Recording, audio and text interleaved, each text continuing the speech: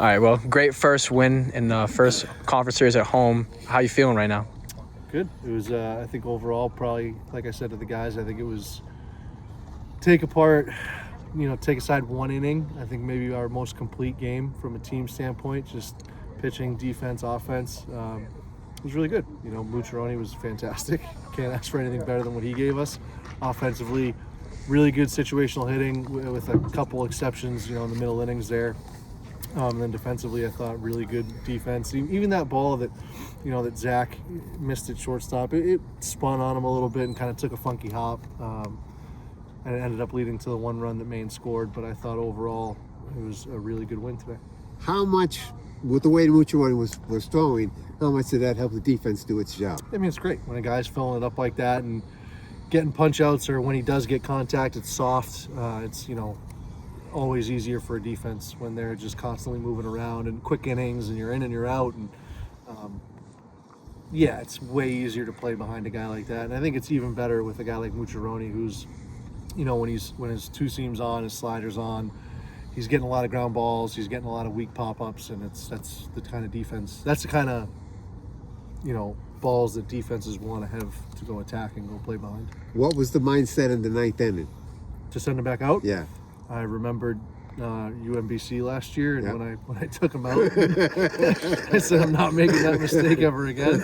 And from a pitch count standpoint, he was at this, it's been back-to-back games now where he's thrown over 100 pitches, so we got to be careful about it and to make sure we're taking care of him. Yeah. But I think he punched out the last two guys in the eighth, right? So he looked strong, he looked good.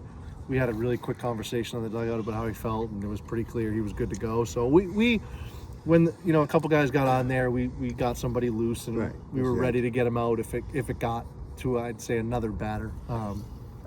But then, and I like the matchup too. That last hitter he faced. Okay. He had good success against them all day, and said if he can get this guy, we're good. I think he ended up with 7 strikeouts. Yeah. But to me, it wasn't about the strikeouts today. As you mentioned, he punched out 2 in the 8th and 1 in the 9th. So you're looking at 7 innings, 4 strikeouts, and I think it was 9 pop-ups, 4 fly balls, and 9 ground balls. To me, what we're talking about is a guy really pitched rather than blowing people away. Just really, we see what I guess you would call the art of pitching. Yeah, he's a guy, he commands 4 pitches really well. So he can throw his two-seam, and I think what he does really well with his two-seam is he can throw it in on the hands of a right-handed batter, prevent guys from getting extended.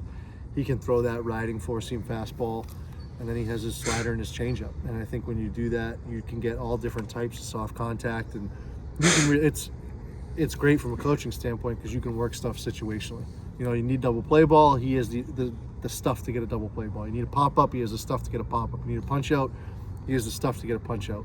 And that's what makes him, there's no one in the conference I'd rather have on Fridays than him. And he's been fantastic. And the best part about it is he saves the bullpen for the rest of the weekend. Right, yep. We were talking about his approach. Do you have a specific plan with him on the mound? Does it change, say, second time through the lineup? First time do you start people off with fastballs, then later is it with a slider? Is there a particular approach you take? I think it changes batter to batter, right? It's some guys, whenever you do the reports on opposing teams and you think about how you're going to try to beat them, it's all based off of, how we attack them with Mucciaroni is going to be different than how we attack them with Foley or Jetty.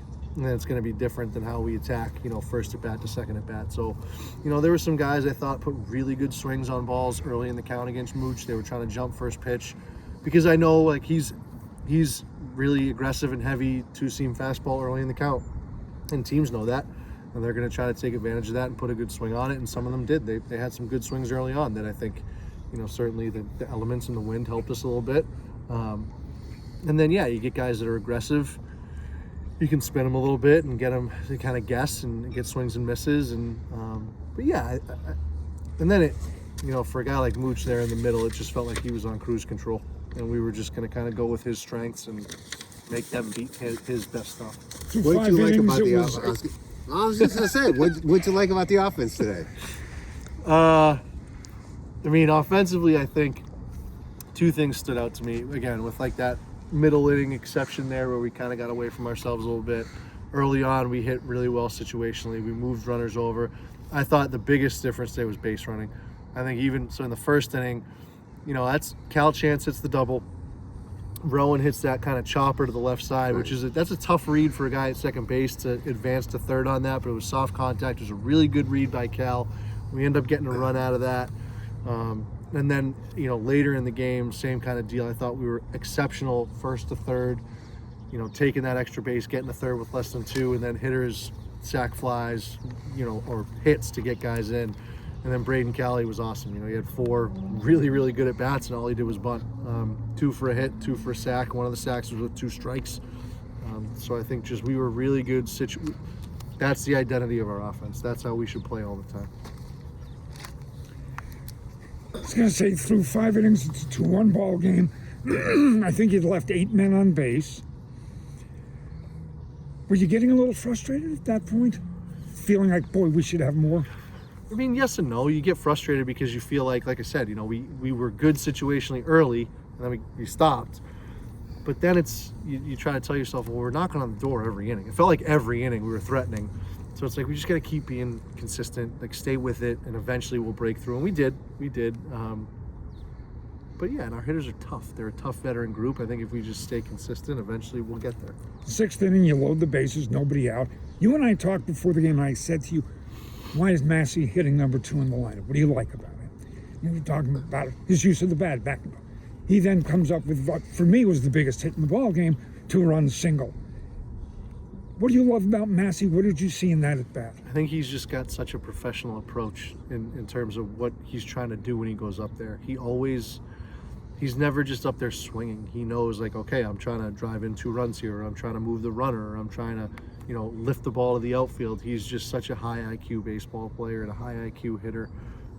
And he doesn't, I'm never at third base worried about him punching out. And he'll strike out, everyone does. But he just does such a good job of putting the ball in play, and he's just got a great approach.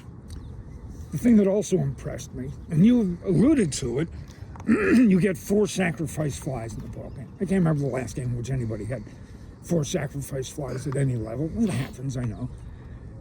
That's got to be for you. People doing their job. Less than 2 outs, you got a man in scoring position, and they get them in. Yeah, I think it's 2 things. It's the batter obviously doing his job and lifting the baseball when he's supposed to, especially for us, whereas in offense, we're not an uphill swinging team. That's not what we teach, but there's a time and a place for it to try to lift the baseball.